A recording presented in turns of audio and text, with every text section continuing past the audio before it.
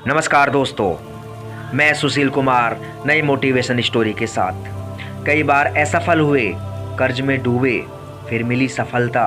नाम था Walt Disney. एक बार एक आर्ट स्टूडियो के एडिटर ने वॉल्ट को यह कहकर अपनी कंपनी से निकाल दिया था कि तुम्हारे अंदर इमेजिनेशन और क्रिएटिविटी की कमी है, तुम्हारे दिमाग में नए आइडियाज़ नहीं आते, तुम इस काम के लायक नहीं हो।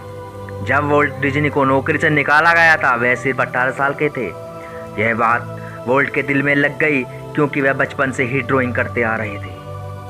अपमान का जवाब देने के लिए वॉल्ट डिज्नी ने उसी साल 1921 में अपने दोस्त के साथ मिलकर इवार्क्स डिज्नी कमर्शियल आर्टिस्ट नाम की कंपनी खोली, जहां वे न्यूज़पेपर एडवर्टाइजमेंट के लिए आर्ट और कार्टून का काम किया करते थे। इस बिजनेस में वॉल्ट डिज्नी और इवार्क्स पूरी तरह असफल रहे, लेकिन वॉल्ट ने हार नहीं मानी। 1922 में उन्होंने अकेले ही दूसरा बिजनेस स्टार्ट किया, जिसे लाफ ऑफ ग्राम का नाम दिया गया।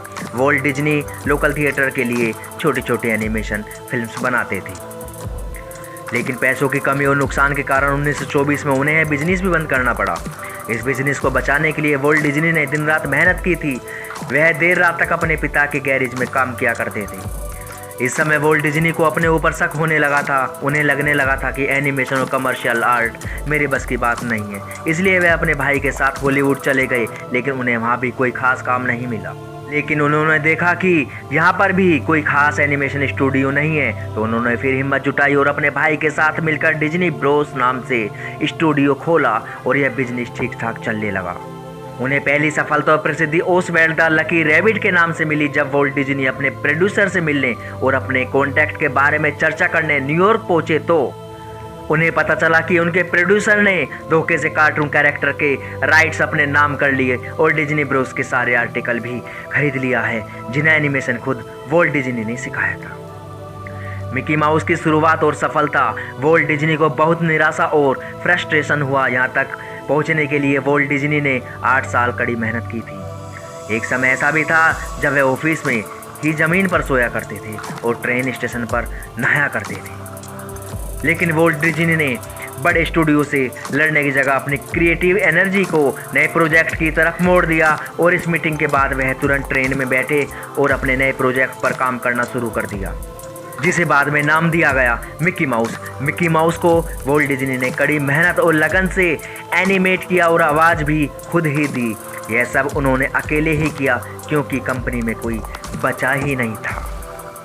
जब डिज्नी साहब ने मिकी माउस का आइडिया अपने डिस्ट्रीब्यूटर्स को बताया तो कोई उनके साथ काम करने को तैयार नहीं हुआ। डिस्ट्रीब्यूटर्स का कहना था कि लोग बड़े पर्दे पर चूहे जैसे रोडेंट को देखना पसंद नहीं करेंगे, लेकिन वॉल्ट डिज्नी को धुन सवार थी। जब मिकी माउस की कंसेप्ट फिल्म तैयार हुई तो कोई भी बैंक उनको फाइनेंस करने को तैयार नहीं था। फिर वॉल्ट डिज्नी सभी जगह घूम घूम कर अपनी फिल्म और कंसेप्ट की बातें करते। 300 मीटिंग के बाद एक बैंक मुश्किल से तैयार हुआ उन पर पैसा लगाने के लिए। 6 साल की कड़ी मेहनत के बाद 18 नवंबर 1928 को मिकी माउस थिएटर में पेश की गई, जिसने वॉल्ट डिज्नी को एक अलग पहचान दी। ऐसा नहीं था कि वॉल्ट डिज्नी को असफलता और धोखे से तकलीफ नहीं हुई थी। मिकी माउस के सफल होने के बाद भी उनकी कंपनी कर्जे में डूबी थी। उन्हें रात में नींद नहीं आती थी। वे फ़ोन पर बात करते करते रो दिया करते थे या मीटिंग और रिहर्सल में कंसंट्रेट नहीं कर पाते थे। लेकिन उनमें एक खासियत थी जिस कारण वह छोटी बड़ी सारी परेशानियों से निकल पाए थे। वॉल्ट डिज्नी अपने फेलियर के बारे में खुलकर बताते थे। उनका फेलियर से लड़ने का तरीका था कि वह असफलता और कठिनाई के समय पर वह और बड़ा विजन देखते और पूरे उत्साह से उसे पूरा करने में लग जाते थे। मिकी माउस के बाद जब डिज्नी कंपनी 4 मिलियन के कर्जे में डूबी थी, तब वॉल्ट डिज्नी साहब ने पहली full length animate feature film बनाने की ठानी। फिर जब उन्होंने लोन उठाया और 3 साल मेहनत और नए रियलिस्टिक एनिमेशन की खोज करने के बाद 1937 में snow white the 7 draft release हुई। 1920 से लेकर 1937 तक 17 साल की मुश्किलों से भरा सफ़र रहा था, लेकिन जो लोग उनकी कहानी नहीं जानते थे वह लोग उनको रिस्क टेकर समझते थे। वॉल्ट डिज्नी कहते थे कि मैं रिस्क तो लेता था, लेकिन मैं अपने काम में कोई गलती नहीं करता था।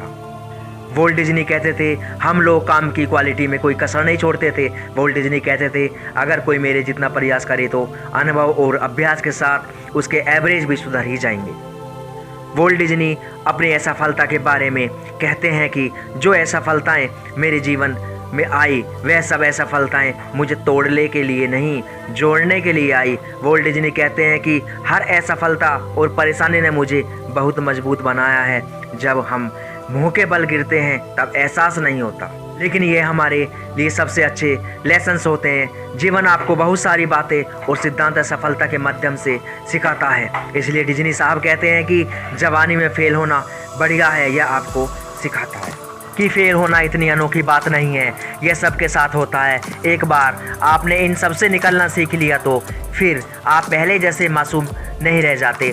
फिर आप किसी भी हाल में अपनी मुश्किलों से लड़ने की हिम्मत रखते हैं। आखिर में वॉल्ट कहते हैं कि इंसान को अपनी ज़िंदगी में गोल जल्दी निर्धारित कर लेना चाहिए, जिससे वह अपनी सारी एनर्जी और टैलेंट एक ही दिशा में लगा सके। लगातार प्रयास से हम अपने लक्ष्य को पा सकते हैं, नहीं तो उस लक्ष्य को जान सकते हैं जो हमारे लिए सबसे ज़्यादा मायने रखता है। फिर जो भी हाथ लगे सफलता है सफलता, लेकिन इस तरह से हम अपनी पूरी ज़िंदगी जिंदादिली से जिएंगे।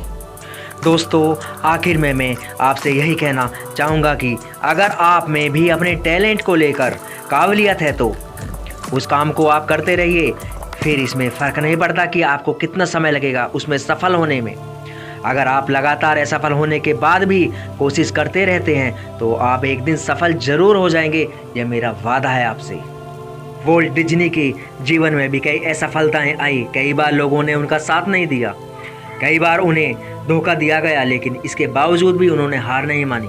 खुद पर भरोसा करते हुए आगे बढ़ते गए और आखिरी में सफल हुए। यह फिल्म अत्यंत सफल रही। इसके बाद कई चैलेंज आए और डिज्नीलैंड खोला गया, लेकिन वॉल्ट डिज्नी ने पीछे मुड़कर नहीं देखा, क्योंकि वह इस समय तक अपना नाम और काम स्थापित कर चुके थे। दोस्तों इसी के साथ मैं विदा लेना चाहूँगा और मिलता हूँ नेक्स्ट मोटिवेशन स्टोरी में। अगर आपको ये स्टोरी मेरी अच्छी लगी हो तो आप मेरे चैनल को सब्सक्राइब एंड लाइक शेयर ज़रूर करें। जय हिंद।